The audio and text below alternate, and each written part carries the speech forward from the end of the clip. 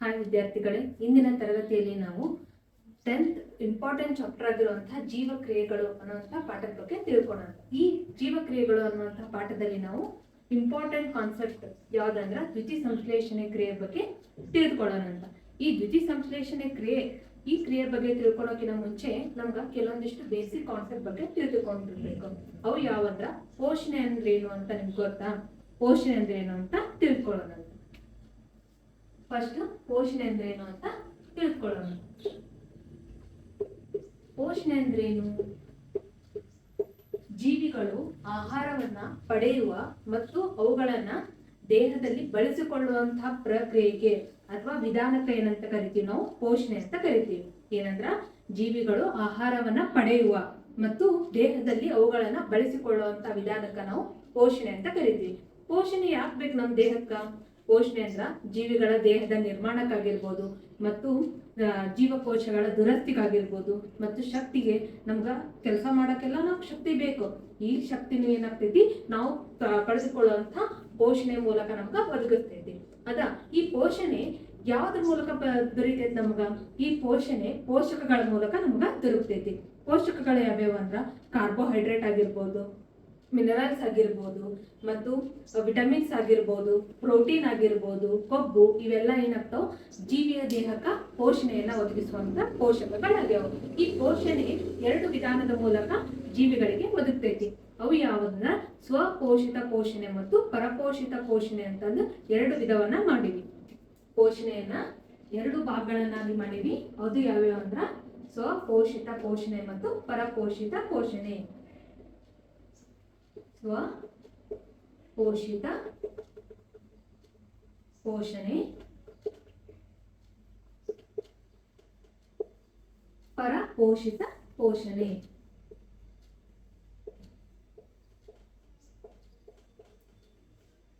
ಪರಪೋಷಿತ ಪೋಷಣೆ ಇವೆರಡು ವಿಧಾನಗಳೇನ್ರಿ? ಪೋಷಣೆಯ ವಿಧಗಳಿವು. ಈ ಸ್ವಪೋಷಿತ ಪೋಷಣೆ ಅಂದ್ರೆ ಏನು?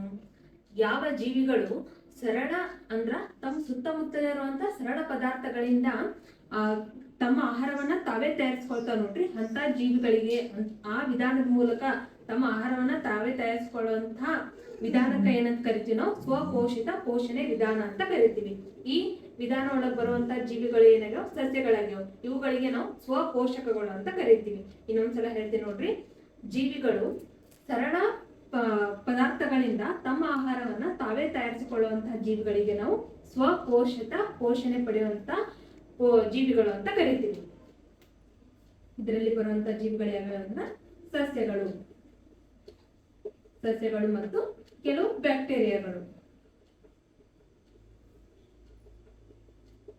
ಇವುಗಳಿಗೆ ನಾವೇನಂತ ಕರಿತೀವಂದ್ರ ಸ್ವಪೋಷಕಗಳು. ಯಾಕಂದ್ರೆ ಇವು ತಮ್ಮ ಆಹಾರವನ್ನ ತಾವೇ ತಯಾರಿಸ್ಕೊಳ್ತಾವ, ಸ್ವಪೋಷಣೆಯನ್ನ ಪಡೆಯುವಂತ ಜೀವಿಗಳು. ಹಾಗಾಗಿ ಇವುಗಳಿಗೆ ಏನಂತ ಕರಿತೀವಂದ್ರ ಸ್ವಪೋಷಕಗಳು ಅಂತ ಕರಿತೀವಿ.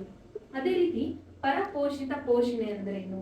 ಪರಪೋಷಿತ ಪೋಷಣೆ ಅಂದ್ರ ನೇರವಾಗಿ ಅಥವಾ ಪರೋಕ್ಷವಾಗಿ ಆಹಾರಕ್ಕಾಗಿ ಮತ್ತೊಂದು ಜೀವಿಗಳ ಮೇಲೆ ಅವಲಂಬನೆ ಇರ್ತಾವ ನೋಡ್ರಿ, ಅಂತ ಜೀವಿಗಳಿಗೆ ನಾವು ಪರಪೋಷಕಗಳು ಅಂತ ಕರಿತೀವಿ. ಈ ವಿಧಾನದ ಮೂಲಕ ಪೋಷಣೆಯನ್ನ ಪಡೆಯುವಂತ ವಿಧಾನಕ್ಕೆ ನಾವು ಪರಪೋಷಿತ ಪೋಷಣಾ ವಿಧಾನ ಅಂತ ಕರಿತೀವಿ.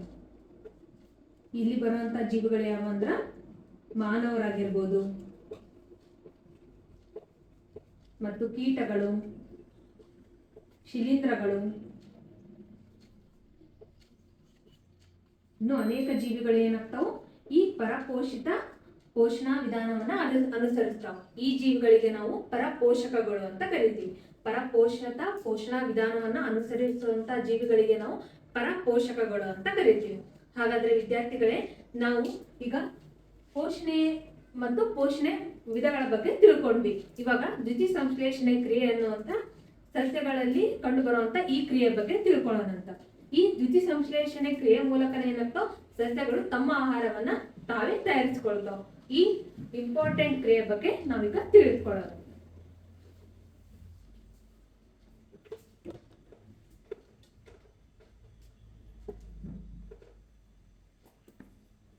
ದ್ಯುತಿ ಸಂಶ್ಲೇಷಣೆ ಕ್ರಿಯೆ ಈ ಸಸ್ಯಗಳಲ್ಲಿ ಕಂಡು ಬರುವಂತ ಆಹಾರವನ್ನ ತಯಾರಿಸುವಂತಹ ಪ್ರಕ್ರಿಯೆ ಇದು.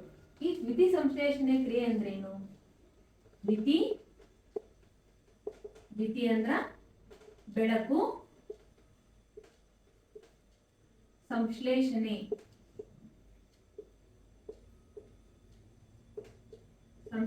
ಅಂದ್ರ ತಯಾರಿಸುವುದು.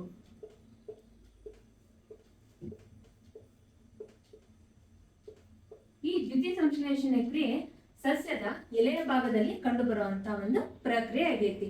ಈ ಸಸ್ಯದ ಎಲೆಯನ್ನ ಸಸ್ಯ ದೇಹದ ಆಹಾರ ತಯಾರಿಸುವಂತ ಕಾರ್ಖಾನೆ ಅಂತ ಕರಿತೀವಿ.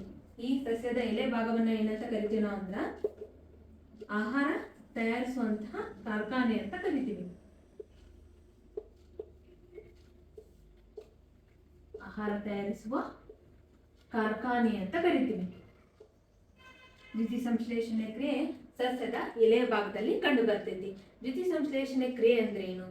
ಇಲ್ಲಿ ದ್ಯುತಿ ಸಂಶ್ಲೇಷಣೆ ಕ್ರಿಯೆ ಅಂದ್ರ ಸಸ್ಯದ ಎಲೆಯ ಭಾಗದಲ್ಲಿ ಕ್ಲೋರೋಫಿಲ್ನ ಅಸ್ತಿತ್ವದಲ್ಲಿ ಏನ್ ಮಾಡ್ತಾವು, ಸೂರ್ಯನ ಬೆಳಕಿನ ಬಳಸ್ಕೊಂಡು ಕಾರ್ಬನ್ ಡೈಆಕ್ಸೈಡ್ ಮತ್ತು ನೀರು ಏನಾಗ್ತೈತಿ ಕಾರ್ಬೋಹೈಡ್ರೇಟ್ ಅಥವಾ ಗ್ಲುಕೋಸ್ ಆಗಿ ಪರಿವರ್ತನೆ ಆಗುವಂತ ಕ್ರಿಯೆಗೆ ಏನಂತ ಕರಿತೀವಿ ನಾವು ದ್ಯುತಿ ಸಂಶ್ಲೇಷಣೆ ಕ್ರಿಯೆ ಅಂತ ಕರಿತೀವಿ. ಇನ್ನೊಂದ್ಸಲ ಹೇಳ್ತೀವಿ ನೋಡ್ರಿ. ಇಲ್ಲಿ ಕ್ಲೋರೋಫಿಲ್ ಅನ್ನುವಂತಹ ವರ್ಣಕದ ಅಸ್ತಿತ್ವದಲ್ಲಿ ಸೂರ್ಯನ ಬೆಳಕನ್ನ ಉಪಯೋಗಿಸ್ಕೊಂಡು ಇಲ್ಲಿ ಸಸ್ಯದ ಎಲೆ ಭಾಗದಲ್ಲಿ ಹೀರಿಕೆ ಆಗಿರುವಂತಹ ಕಾರ್ಬನ್ ಡೈಆಕ್ಸೈಡ್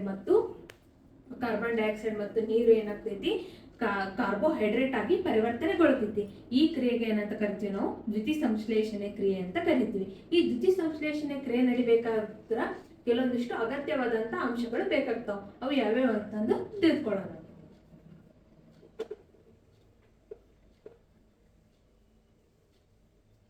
ದ್ಯುತಿ ಸಂಶ್ಲೇಷಣೆ ಕ್ರಿಯೆಗೆ ಅಗತ್ಯವಾಗಿರುವಂತ ಅಂಶಗಳು.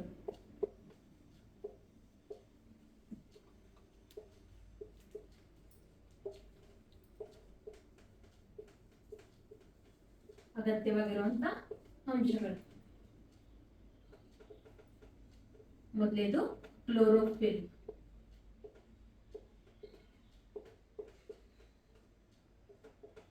Next carbon dioxide.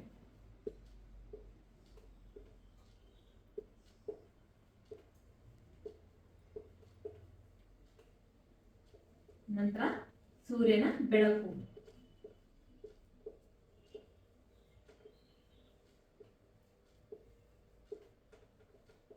ನೆಕ್ಸ್ಟ್ ನೀರು. ನೀರಿನಲ್ಲಿ ಖನಿಜಗಳೇನಾಗಿರ್ತಾವ ವಿಲೀನವಾಗಿರ್ತಾವ.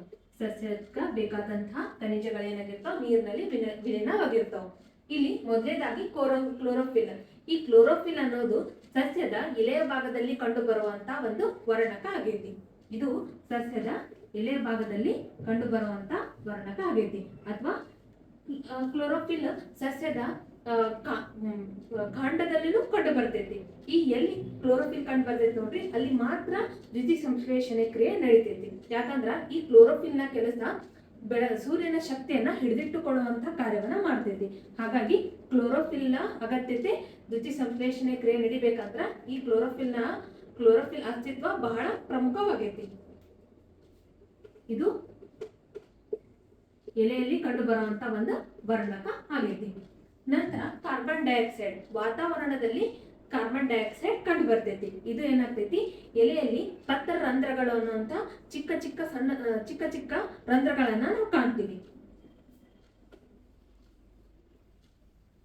ಈ ರೀತಿ ಪತ್ರ ರಂಧ್ರಗಳನ್ನ ನಾವು ಎಲೆಯಲ್ಲಿ ಕಾಣ್ತೀವಿ.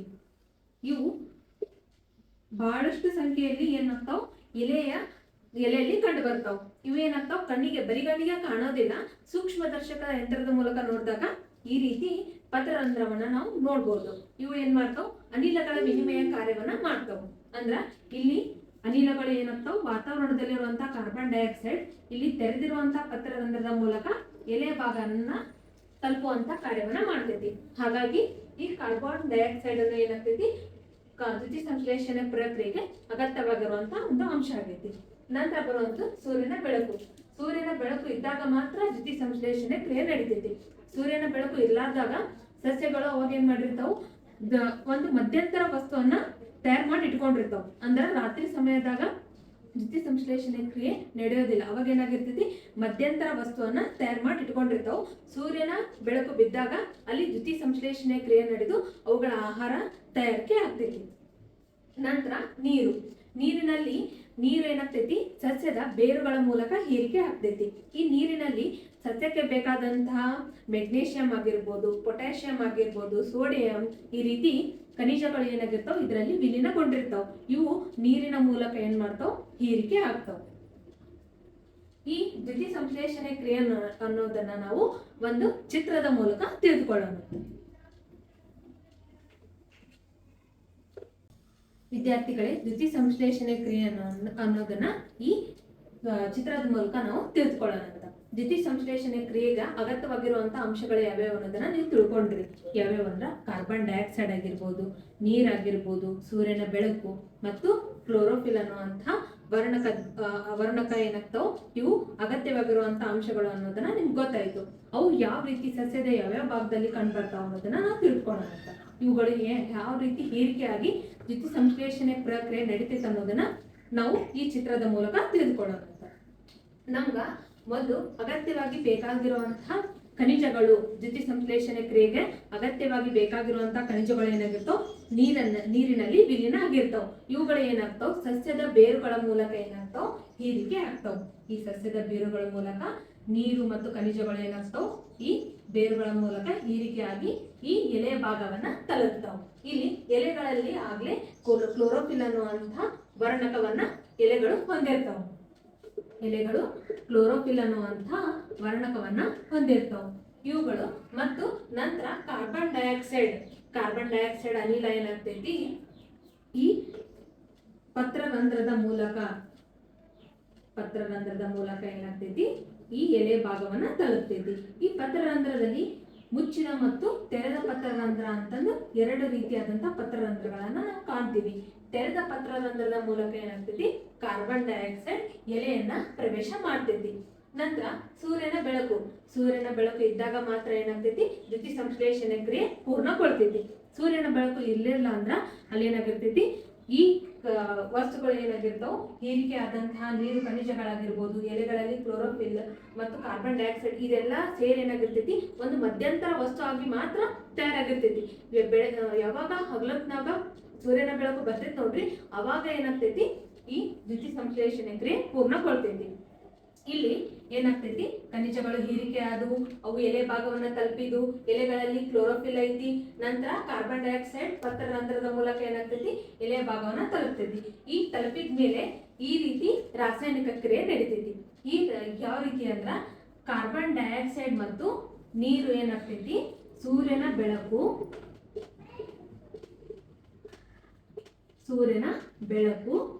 ಮತ್ತು ಕ್ಲೋರೋಫಿಲ್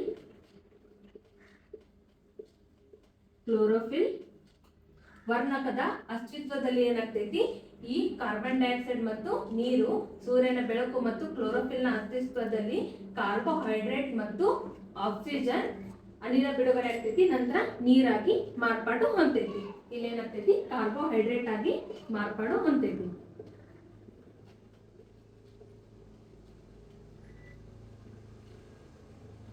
ಏನಾಗ್ತೈತಿ ಇಲ್ಲಿ ಹೀರಿಕೆ ಆದಂತಹ ಕಾರ್ಬನ್ ಡೈಆಕ್ಸೈಡ್ ಆಗಿರ್ಬೋದು ಮತ್ತು ನೀರು ಏನಾಗ್ತೈತಿ ಸೂರ್ಯನ ಬೆಳಕು ಮತ್ತು ಕ್ಲೋರೋಫಿಲ್ ನ ಅಸ್ತಿತ್ವದಲ್ಲಿ ಕಾರ್ಬೋಹೈಡ್ರೇಟ್ ಗಳಾಗಿ ಪರಿವರ್ತನೆ ಹೊಂದೈತಿ.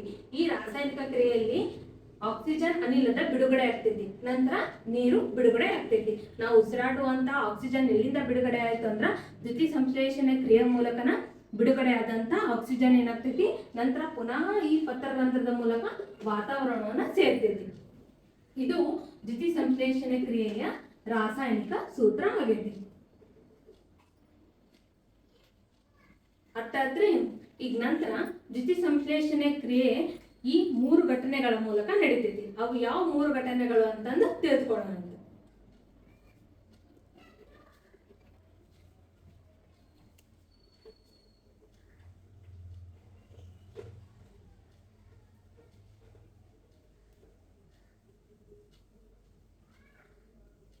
ದ್ಯುತಿ ಸಂಶ್ಲೇಷಣೆ ಕ್ರಿಯೆ ನಡಿಬೇಕಂದ್ರ ಈ 3 ಘಟನೆಗಳು ಪ್ರಮುಖವಾಗಿ ಪಾತ್ರ ವಹಿಸ್ತಾವು. ಅವು ಯಾವ 3 ಘಟನೆಗಳು ಅಂತಂದು ತಿಳಿದುಕೊಳ್ಳೋಣ.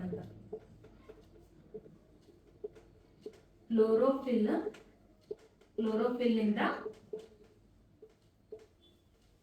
ಬೆಳಕಿನ ಶಕ್ತಿ ಹೀರಿಕೆ ಆಗ್ತೈತಿ.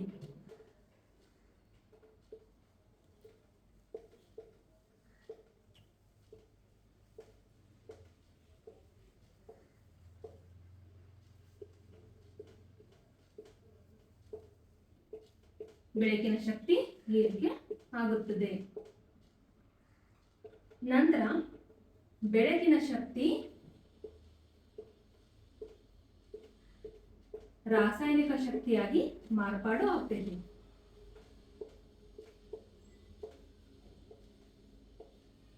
ಇಲ್ಲಿ ಏನಾಗ್ತೈತಿ, ಬೆಳಕಿನ ಶಕ್ತಿ ರಾಸಾಯನಿಕ ಶಕ್ತಿಯಾಗಿ ಮಾರ್ಪಾಡಾಗ್ತೈತಿ. ಇಲ್ಲಿ ಹೀರಿಕೆ ಆಗಿರುವಂತಹ ನೀರು ಏನಾಗ್ತೈತಿ, ಹೈಡ್ರೋಜನ್ ಮತ್ತು ನೀರಿನ ಅಣುಗಳು ಏನಾಗ್ತಾವ, ಹೈಡ್ರೋಜನ್ ಮತ್ತು ಆಕ್ಸಿಜನ್ ಆಗಿ ವಿಭಜನೆ ಹೊಂದ್ತಾವೆ.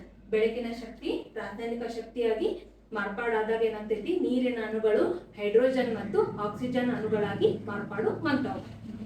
ನಂತರ ಕಾರ್ಬನ್ ಡೈಆಕ್ಸೈಡ್, CO2 ಅಂದ್ರೆ ಕಾರ್ಬನ್ ಡೈಆಕ್ಸೈಡ್, ಇದೇನಾಗ್ತೈತಿ ಕಾರ್ಬೋಹೈಡ್ರೇಟ್ ಆಗಿ ಮಾರ್ಪಾಡು ಹೊಂದೈತಿ.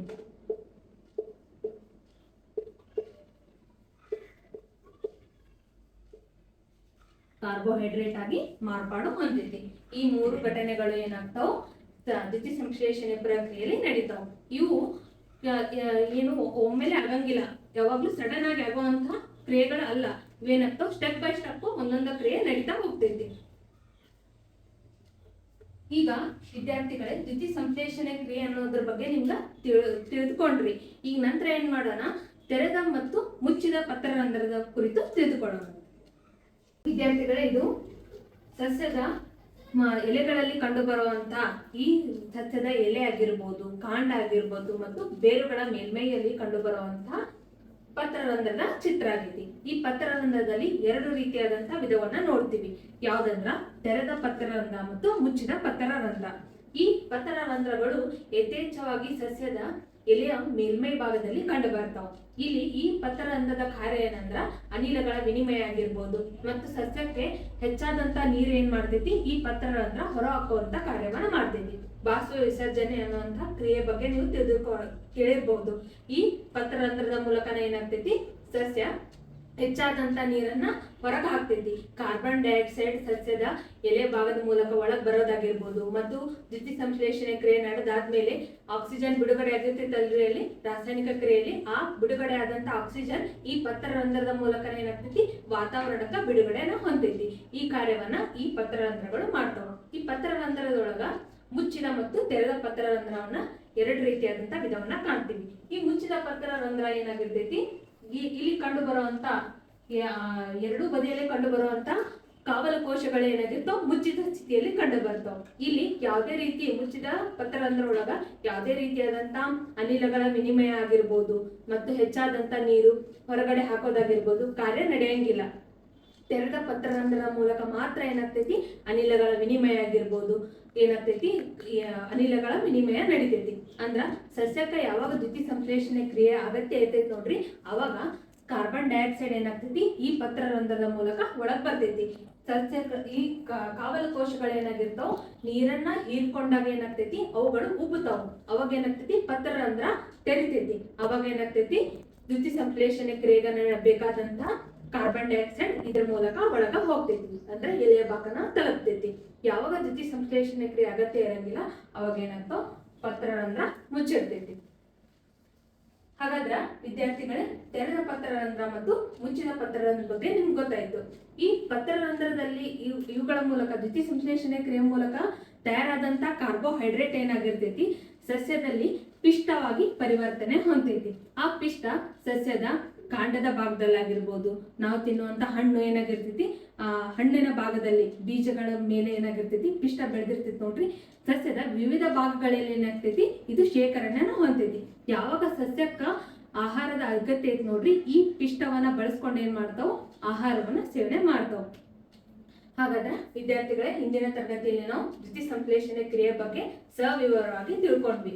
ಮುಂದಿನ ತರಗತಿಯಲ್ಲಿ ಇದಕ್ಕೆ ಸಂಬಂಧಪಟ್ಟಂತ ನೆಕ್ಸ್ಟ್ ಕಾನ್ಸೆಪ್ಟ್ ಬಗ್ಗೆ ತಿಳ್ಕೊಳ್ಳೋಣ.